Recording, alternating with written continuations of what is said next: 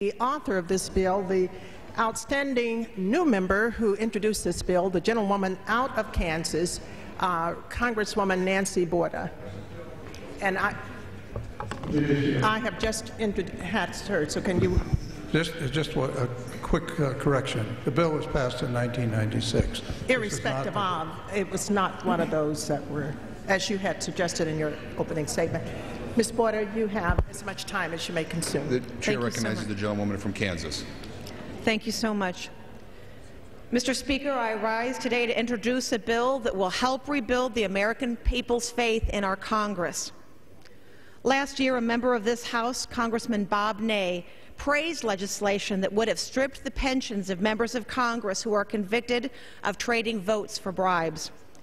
Congressman Ney claimed that the bill would hold, and I quote, would hold members of Congress and those they work with to the highest standards in order to ensure that those who abuse the public trust will be dealt with accordingly.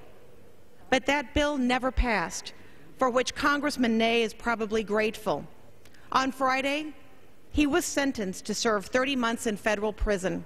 His crime? Accepting tens of thousands of dollars in luxury vacations, sporting tickets, and meals from big money lobbyist Jack Abramoff. Despite his conviction, Congressman Ney remains eligible to draw a congressional pension, and he isn't alone. Over the last 25 years, as many as 20 politicians convicted of serious offenses have received their congressional pensions. The exact amount of their payments vary, but the typical payment's about $47,000 a year. That's greater than the average American's total household income and 4 times the annual earnings of a minimum wage worker. Why should taxpayers fund a comfortable retirement for a crooked congressman? The answer, of course, is that we shouldn't. Corrupt politicians deserve prison sentences, not taxpayer-funded pensions. Mr. Speaker, this House has already taken an important first step toward ending congressional corruption. On our very first day in Congress, in session, we passed an aggressive ethics package that banned members from accepting meals and gifts from lobbyists, and we enacted real earmark reform. But our work isn't done.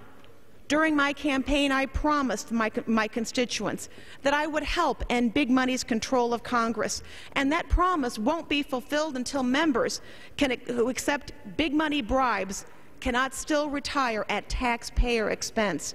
Today, I'm proud to introduce H.R. 476, the Pensions Forfeiture Act, which would strip the pensions of members of Congress convicted of bribery, conspiracy, espionage, or perjury. I'm honored that my 3 fellow representatives from Kansas, Representative Todd Tiahrt, Jerry Moran, and Dennis Moore, are co-sponsoring this legislation with me.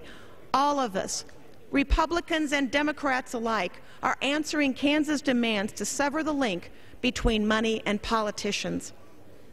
My father told me when I told him about this legislation, he said, "Sweetheart, it's about time. Let's get on with it." Unfortunately, we cannot now... The gentleman is correct. The House is not in order. The House will be in order. Thank you. The gentleman will continue. Unfortunately, we cannot now revoke Congressman Ney's pension. Believe me, I wish we could.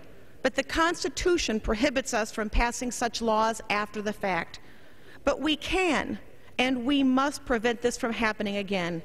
I urge my colleagues on both sides of the aisle to support the Pensions Forfeiture Act.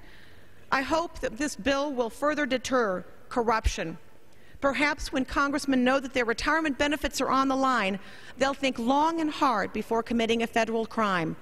But if some future representative does follow in the footsteps of Congressman Ney, at least Kansas taxpayers and the rest of American taxpayers won't have to foot the bill for his retirement home. Thank you, and I yield back the balance of my time. Will the gentlelady reserve the balance of her... Reserve. Mr. Speaker, I would like to inquire as to the time left for both sides. 7.5 and 13.